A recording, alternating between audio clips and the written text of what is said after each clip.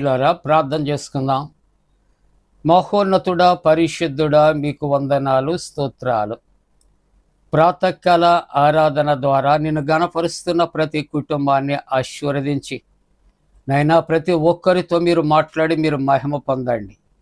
యేసు ప్రభువారి దివ్య నామమున వేడుకొనుచున్నాము తండ్రి, ఆమేన్.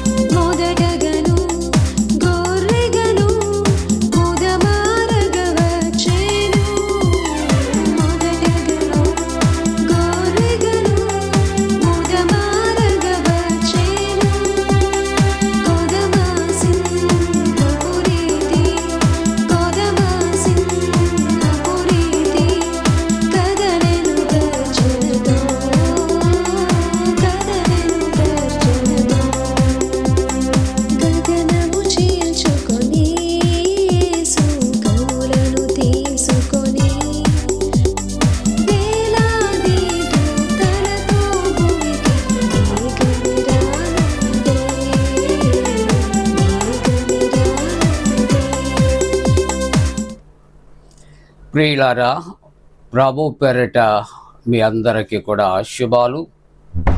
అలాగనే జన్మదినాలు, వివాహ దినాలు జరుపుకుంటున్న కుటుంబాలకు యేసుక్రీస్తు ప్రభు పరిశుద్ధ నామమున పండు prince and sisters YouTube channel ద్వారా శుభాలు మీకు అందచేస్తున్నా. మీ కొరకు ప్రార్థన చేస్తూ ఉన్నా. మంచిదండి, మీరంతా క్షేమంగా ఉన్నారు కదా. ఆనందంగా ఆరోగ్యంగా ఉన్నవారు మరి దేవునికి వందనాలు చెబుదామా? Thank you, God bless you. ప్రియులారా, ఈ ప్రాతకాల ఆరాధన కొరకు ఏర్పాటు చేయబడిన పరిశుద్ధ లేఖనాన్ని కలిసి చదువుకుందాం. అందరము కూడా పరిశుద్ధ గ్రంథాలు తెరచి మత్తయి సువార్త 6వ అధ్యాయం, మత్తయి సువార్త 6వ అధ్యాయం 5వ వచనము నుండి చదువుకుందాం. 6వ అధ్యాయము మత్తయి సువార్త 5వ వచనము నుండి. మరియు మీరు ప్రార్థన చేయనప్పుడు వేషధారుల వలె ఉండనట్లు మనుష్యులకు కనబడవలనని సమాజ మందిరములలోను వీధుల మూలలలోనూ నిలిచి ప్రార్థన చేయుట వారికి ఇష్టము. వారు తమ ఫలము పొంది ఉన్నారని నిశ్చయముగా మీతో చెప్పుచున్నాను. ప్రియమైన దేవుని కుటుంబీకులారా, ఈ దినము ప్రార్థన అనే అంశాన్ని మనం ధ్యానం చేస్తున్నాం. మన జీవితంలో ప్రార్థన అనేది చాలా ప్రాముఖ్యమైన అంశం. ప్రార్థన అనేక మంది చాలా భక్తి వినయాలతో చేస్తూ ఉంటారు. దేవునికి వందనాలు. అయితే ప్రార్థన చేయటానికి యేసు ప్రభువారు వారి శిష్యులకు చాలా నియమ నిబంధనలు ఆయన ఇచ్చాడు. ప్రార్థన అనేది ఎవరికి చేస్తున్నా? యేసుక్రీస్తు ప్రభువారికి మనం చేస్తూ ఉన్నాం. మరి ఆయనకు ప్రార్థన చేసినప్పుడు మన ఇష్టానుసారముగా కాదు, కానీ మన ప్రార్థన తండ్రి చిత్తానికి అప్పగించాలి. ప్రార్థన ఎలాగ చేయాలో యేసు ప్రభు శిష్యులకు కూడా నేర్పించాడు ప్రియులారా. అందుకనే ప్రార్థన యేసు ప్రభు వారు కూడా అనేక సమయాలలో ఆయన గెత్సెమనే వనములోనికి వెళ్ళి, అలాగునే ఆయన ఒంటరిగా వెళ్ళి ఆయన అనేక సమయాలు సందర్భాల్లో ప్రార్థించారు. కాబట్టి ప్రార్థన అనే అంశాన్ని మనం జ్ఞాపకం చేసుకుంటున్నాం.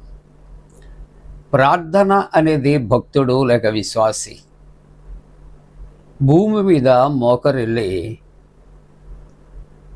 ఆకాశమందు ఉన్న తండ్రికి ప్రార్థన చేయుట అనగా మన అవసరతలు విన్నవించుకొనుట. మనం ప్రార్థన చేస్తూ ఉంటున్నప్పుడు ఆ ప్రార్థనలకు ప్రభువు పరము నుండి లేక ఆకాశము నుండి విని భూమి మీద ప్రార్థిస్తున్న ప్రతి మనుష్యునికి కూడా జవాబు ఇస్తుంది ప్రియులారు. కాబట్టి ప్రార్థన అనేది అనాలోచితంగా కాదు, మనకు ఇష్టమైన మాటలు రిథమిక్గా ప్రార్థన చేయటానికి కాదు, ప్రభువుకి ఇష్టమైన రీతిలో విధేయత కలిగి ప్రార్థన చేయాలి. కొన్ని మాటలు మనం ఇక్కడ ఇంట్రడక్షన్లో మాట్లాడుకున్నప్పుడు ఈ యొక్క మత్తయి సువార్త 6వ అధ్యాయంలో మనం చదువుకున్నటువంటి 5వ వచనములో ప్రభువు చెబుతున్న మొదటి మాట, మీరు ప్రార్థన చేయునప్పుడు వేషధారుల వలె మీరు ఉండవద్దు. ఏమండి, ప్రభువట దేవుని వాక్యం అంటుంది పాత నిబంధన గ్రంథములో, హృదయాన్ని మాత్రమే చూస్తాడు, మనుష్యులు మాత్రం పై వాటిని చూస్తారు. దేవుడు మన పైనున్న వేషధారణ చూసి మోసపోయే దేవుడు కాదు. మనుష్యులు ఒకవేళ మోసపోతామేమో అబ్బో అని ఏదేదో ఊహించేసుకుని మనం ఒకవేళ మోసపోతాం. మన విషయంలో ప్రభువు మోసపోడండి. అందుకని దేవుని యొక్క వాక్యం అంటుంది, మోసపోకుడి, దేవుడు వెక్కిరింపబడడు. మన జ్ఞానము కంటే మన తలంపుల కంటే ఆయన తలంపులు అధికము అని దేవుని యొక్క వాక్యం. అందుకని మనం పరలోకపు తండ్రికి మనం ప్రార్థన చేసినప్పుడు చాలా ఒబీడియంట్గా, చాలా సిస్టమేటిక్గా మనము దేవునికి అభ్యర్థన చేయాలి. విన్నపాలు మనం సబ్మిట్ చేయాలి. కానీ మనం నోటికి వచ్చినటువంటి రీతిలో మనం ఏ విధంగా బయట మాట్లాడుకుంటామో ఆ భాష ఆ మాటలకు కాదు. అలాగని ప్రభు సన్నిధిలో ప్రార్థన చేయటం కవిత్వం చెప్పటం కూడా కాదు, కవితలు రాయటం అసలే కాదు. మనకు వచ్చినటువంటి రీతిలో దేవునికి మనం సబ్మిట్ అవ్వాలి, మనం సమర్పించుకోవాలి. మన హృదయంలో ఉన్న వాంఛ ఆయనకు బయలుపరచాలి. ఇది ఉపోద్ఘాతం కొరకు ఒక మాట జ్ఞాపకం చేస్తున్నా. నాలాంటి ఒక సేవకుడు ఒక రోగి దగ్గర ప్రార్థన చేస్తున్నాడట. ఈ సేవకుడు ఇంచుమించు తక్కువ అంటే ఒక 15 నిమిషాలు ప్రార్థన చేసి కళ్ళు తెరచి ఎలాగున్నాడు అని అడిగినప్పుడు, మీరండి ఆ లండన్ వెళ్ళినప్పుడు, చైనా వెళ్ళినప్పుడు, ఇజ్రాయిల్ వెళ్ళినప్పుడు అని ప్రార్థన చేస్తున్నారు చూసారా, అప్పుడే చనిపోయాడండి అని చుట్టూ ఉన్నవారు చెబుతున్నారట. అంటే మీకు అర్థమయ్యి ఉంటుంది, ప్రార్థన అంశము కొరకు ప్రార్థన చేయాలి. అంశాన్ని విడిచి మనకు వచ్చినటువంటి భాషలు, మనకు వచ్చిన మాటలు అన్ని రీతుల్లో మనం చేస్తూ ఉంటాం. కానీ అవసరమైనది దేవుణ్ణి అడగటం మర్చిపోతాం. కాబట్టి దేశాలు ప్రపంచం అంతటి కొరకు తిరిగి రావక్కర్లేదు. ప్రార్థనలో ఎవరికైనా అవసరత ఏదుందో గుర్తిరిగి ఆ అవసరతను ప్రభువు సంతకి తీసుకుని పోవాలి. కాబట్టి దేవుని యొక్క వాక్యము కూడా ఏమంటుందంటే, ఈవేళ మీరు ప్రార్థన చేయనప్పుడు వేశ్యదారుల వలె ఉండవద్దు.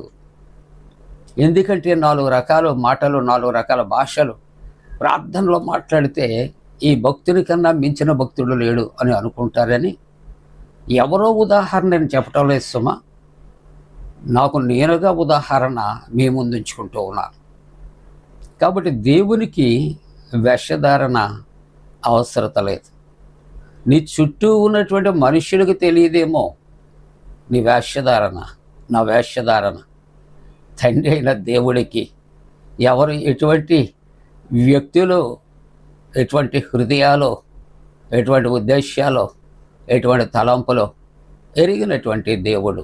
కాబట్టి ప్రార్థన అనేది ప్రభు సన్నిధిలో చేస్తున్నాం, ప్రభువుతో మనవి చేసుకుంటున్నాం, ప్రభువుని అభ్యర్థిస్తున్నాం, ప్రభువుని కోరుకుంటూ ఉన్నాం, ప్రభు దగ్గర నుండి సమాధానాన్ని మనం ఆశిస్తూ ఉన్నాం. కాబట్టి దేవుని యొక్క వాక్యము అంటుంది, మీరు ప్రార్థన చేయనప్పుడు వేషధారుల వలె మీరు ఉండవద్దు. అందుకని హెబ్రీ పత్రికలో కూడా 10వ అధ్యాయంలో దేవుని వాక్యం అంటుంది చివరిగా, ప్రభువు నామమును బట్టి ప్రార్థన చేయవాడెవడో వాడు రక్షించబడు. ఆయన నామాన్ని ఉచ్చరించటం మనం మానేస్తాం.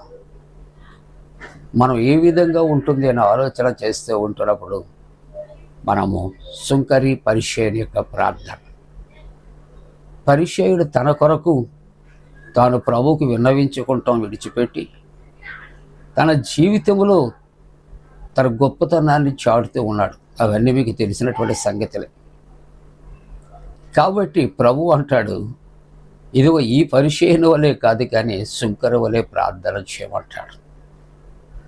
కాబట్టి మనస్ఫూర్తిగా దేవుని ఎడల భయభక్తులు కలిగి తగ్గింపు స్వభావముతో మోకరిల్లి కన్నీరు విడిచి ఎవరు ప్రార్థన చేస్తామో ప్రార్థనకు ఆయన జవాబిస్తాడు.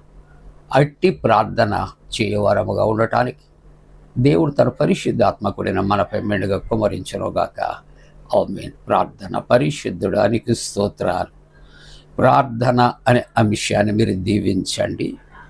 అయినా ఏ విధంగా ప్రార్థించాలో మీరు మాకు ఈ మత్తయి సువార్త 6వ అధ్యాయంలో 5వ వచనం నుంచి మాకు తెలియజేశారు. అట్టి రీతిగా మేము తండ్రి ప్రార్థన నేర్చుకుంటానికి చేయటానికి సహాయం ఇచ్చి, ఎండలు తీవ్రత దూరపరచు, గల్ఫ్లో యుద్ధ విభత్సాలు దూరపరచు నాయన. చిన్న బిడ్డలు, యవన బిడ్డలు నాయన, వృద్ధులు కొరకు ప్రార్థన చేస్తున్నాం. స్వస్థతలు, రక్షణ కొరకు ప్రార్థన చేస్తున్నాం. యూట్యూబ్ మినిస్ట్రీ కొరకు ప్రార్థిస్తున్నాం. వివాహాల కొరకు, సంతానము కొరకు ప్రార్థన చేస్తూ ఉంటున్నాం. దేవాని సన్నిధి ఆయన ప్రార్థిస్తున్న ప్రతి కుటుంబం నిండుగా మెండుగా అనుగ్రహించమని యేసు ప్రభు దివ్య నామమున వేడుకొనుచున్నాము తండ్రి. ఆమేన్. మన పరమ తండ్రి అయిన దేవుని యొక్క ప్రేమయు, ప్రభువైన యేసుక్రీస్తు ప్రభు కృపయు, పరిశుద్ధాత్మికన్యుని సహవాసం, ప్రాతకాల ఆరాధనలో పాల్గొన్న ప్రతి కుటుంబానికి తోడుగుడు సంరక్షించి కాపాడునుగాక. ఆమేన్.